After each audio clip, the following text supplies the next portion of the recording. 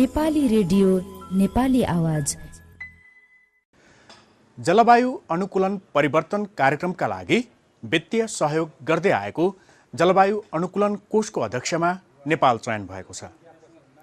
जनसङ्ख्या तथा वातावरण मन्त्रालयका वरिष्ठ कृषि अर्थविज्ञ नरेश शर्माले यसको नेतृत्व गर्दैछन्।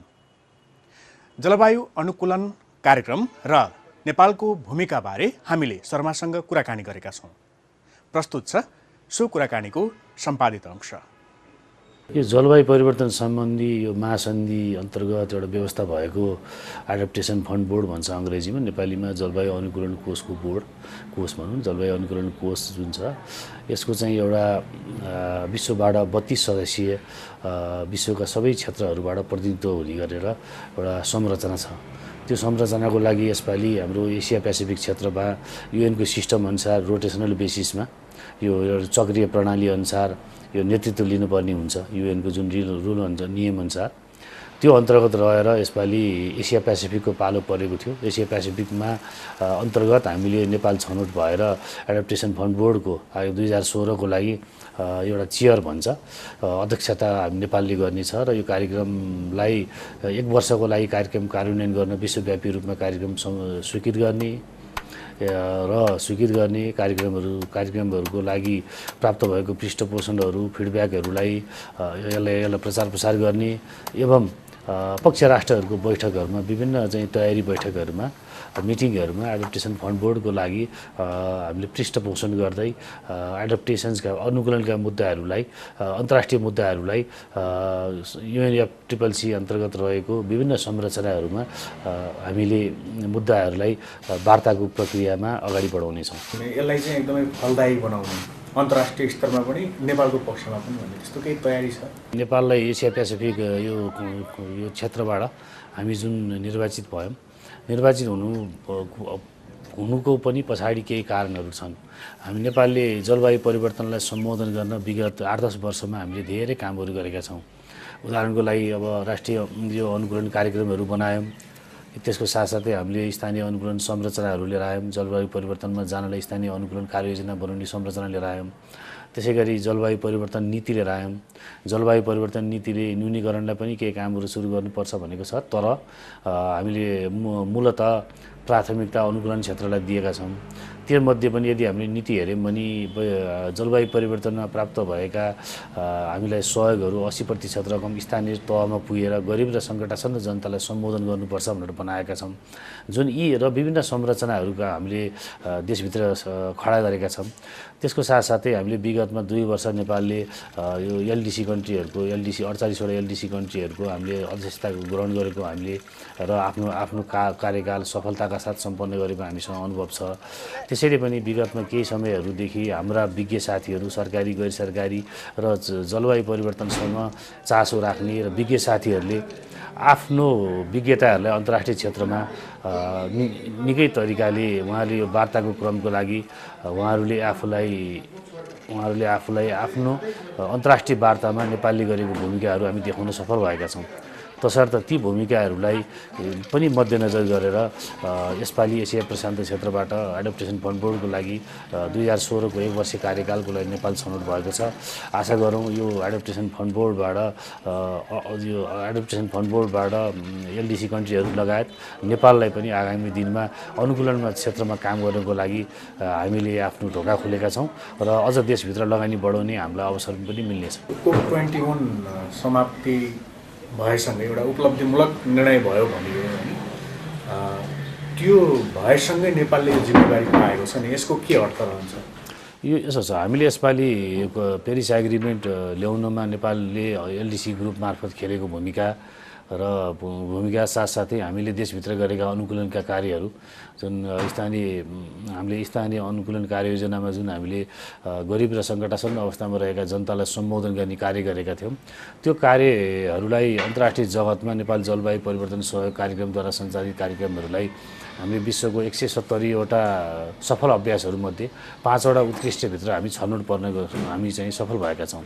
यो एउटा अन्तर्राष्ट्रिय क्षेत्रमा नेपालले देखाउन सकेका आफ्ना जलवायु जलवायु परिवर्तनको हामीले जलवायु परिवर्तनमा प्राप्त भएको लगानीलाई स्थानीय तहसँग पुर्याएको एउटा नमुना हो र त्यही नमुना मध्येबाट टेकेर पनि हामीले आफ्नो एलडिसीको 48वटा देशभित्र नेपालले निभाएका भूमिकाहरू र क्रियाशीलता र जलवायु परिवर्तनको मुद्दालाई हामी जस्तो देशका अल्पविकसित हामी जस्ता देशका मान्छेहरूले र समुदायहरूले राष्ट्रले कसरी फाइदा पुर्याउन सकिन्छ भनेर हामीले क्रमशः कार्यहरू गर्दै आएका छौँ र आगामी दिनमा पनि हामी निरन्तर रूपले यो कार्य गर्दै जानेछौँ। यो अहिलेको अवस्थासम्म आइपुग्दाखेरि चाहिँ हामीले प्राप्त गरेको उपलब्धि के हो? जलवायु परिवर्तनको मुद्दा भनेको हामीले यो सिक्दै गर्दै जाने मुद्दा हो।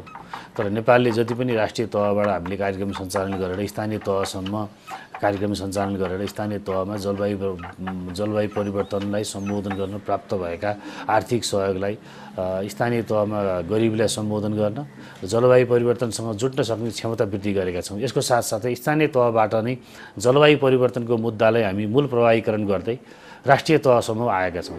यसैबाट सिक्दै हामीले तत्कालै हामीले राष्ट्रिय अनुकूलन योजना भनेर हामीले तर्जुमा गर्दैछौँ। त्यो काम पनि हामीले सुरु गरेका छौँ।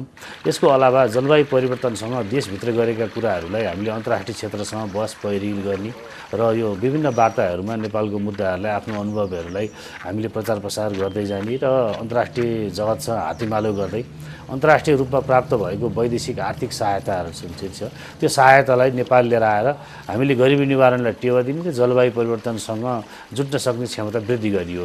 यो काममा हामी धेरै नै अगाडि छौँ। नेपाल अरू देशसँग हामी धेरै नै अगाडि छौँ। यसको अलावा अब देशभित्र पनि केही कामहरू हामीले सुरु गरेका छौँ। जस्तो एडप्टेसन फन्ड बोर्डको कुरा गर्ने हो भने एउटा राष्ट्रिय कार्यान्वयन निकाय बनाउनु पर्ने छ।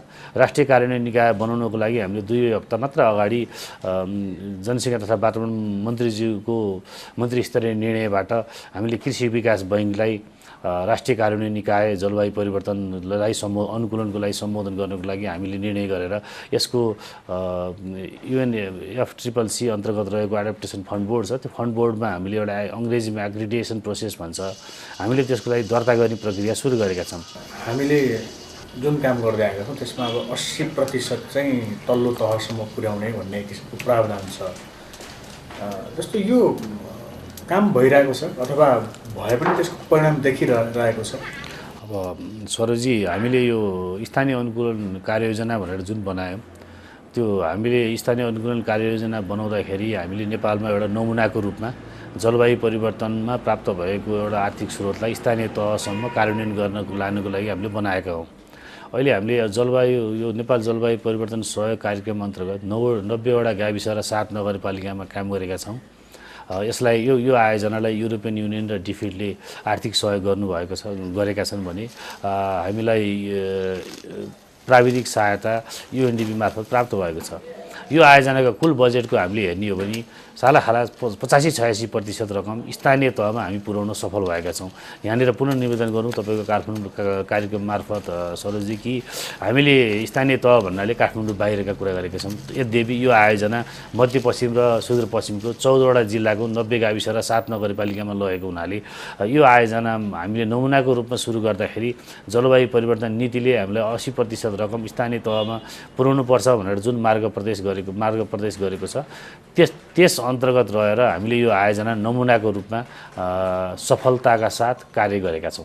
हामीले जलवायु परिवर्तनको मुद्दालाई यति संवेदनशील बनायौँ कि एउटा कुनै सानो घटना घटे पनि यो जलवायु परिवर्तनको कारण भन्ने चाहिँ त्यो मानिसहरूले स्थानीय तहले त्यो बुझ्ने, जस्तो भैँसी अलिकति ढिलो गयो भने पनि जलवायु परिवर्तन भन्ने त्यस्तो संवेदनशील बनायौँ भन्ने पनि कता कता हाम्रा चाहिँ छलफलहरूमा चल्ने गरेको छ। अब यो सही ढङ्गले बुझाउन हामीले कति सकेका छौँ? जो तपाईँको प्रश्नको उत्तर चाहिँ अनुसन्धानतिर जोडिन्छ। हामी यो अनुसन्धान नेपालमा एकदमै हाम्रो कमजोर पक्ष हो ताकि हामीले जलवायु परिवर्तनको यो कारणले गर्दा जलवायु परिवर्तन भएको हो र हामीलाई यो असर देखियो, यो प्रभाव देखियो भनेर जुन भन्नुपर्ने हामी